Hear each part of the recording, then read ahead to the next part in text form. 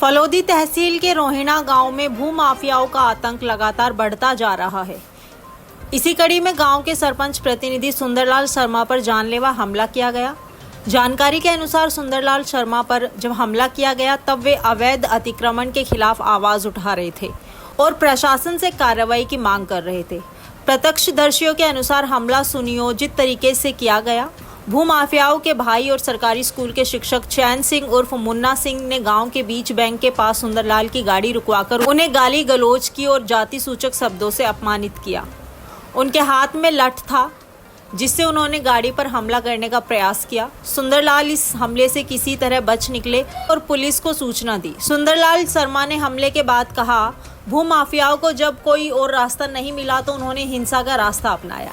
यह हमला केवल मुझ पर नहीं बल्कि पूरे गांव के हितों पर किया गया है। प्रशासन को इस मामले को गंभीरता से लेते हुए कठोर कार्यवाही करनी चाहिए। गांव में काफी समय से भूमाफियाओं द्वारा अवैध कब्जे की घटनाएं हो रही हैं। सुंदरलाल शर्मा और अन्य ग्रामीण अतिक्रमणों के खिलाफ आवाज उठाते आ रहे हैं। कुछ समय पहले एसडीएम द्वारा पुलिस बल भेजकर अतिक्रमण हटाने की प्रक्रिया शुरू की गई थी, लेकिन राजनीतिक दबाव के चलते पूरी कार्रवाई नहीं हो पाई। इसके बाद से भूमाफियाओं ने अपने आतंक को और बढ़ा दिया। इस हमले के बाद ग्रामीणों में आक्रोश है। उन्होंने जिला प्रशासन से मांग की है कि आरोपी शिक्षक और उसके साथियों के खिलाफ कठोर कार्रवाई की जाए। साथ ही सुंदरलाल शर्मा की सुरक्षा सुनिश्चित करने की मांग की गई। ग्रामीणों ने चेतावनी दी है कि यदि प्रशासन ने शीघ्र कोई कार्रवाई नहीं की तो वे आंदोलन करने को मजबूर होंगे। विप्र सेना के प्रदेश उपाध्यक्ष सत्यनारायण जोशी ने इस हमले की कड़ी निंदा की और कहा कि यदि सुंदरलाल शर्मा के साथ कोई भी अनहोनी होती तो इसे बर्दाश्त नहीं किया जाएगा।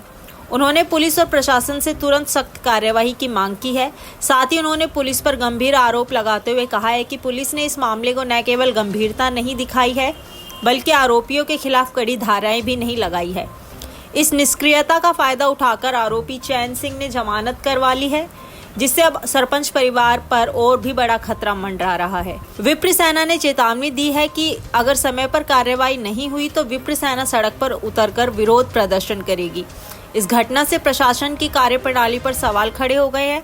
ग्रामीणों का आरोप है कि भूमाफियाओं को राजनीतिक संरक्षण मिला हुआ है, जिसके चलते वे बेखौफ होकर हिंसक गतिविधियों को अंजाम दे रहे हैं।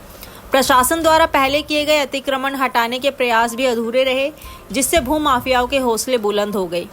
यह घटना फलोदी क्षेत्र में भूमाफियाओं के बढ़ते प्रभाव और प्रशासन की निष्क्रियता का उजागर करती है। अब यह देखना होगा कि जिला प्रशासन इस मामले में क्या कदम उठाता है और भूमाफियाओं के खिलाफ कैसी कार्यवाही करता है। ग्रामीणों का आक्रोश यह संकेत देता है कि अगर प्रशासन ने जल्द कदम नहीं उठाया तो स्थिति और भी गंभीर हो सकती है।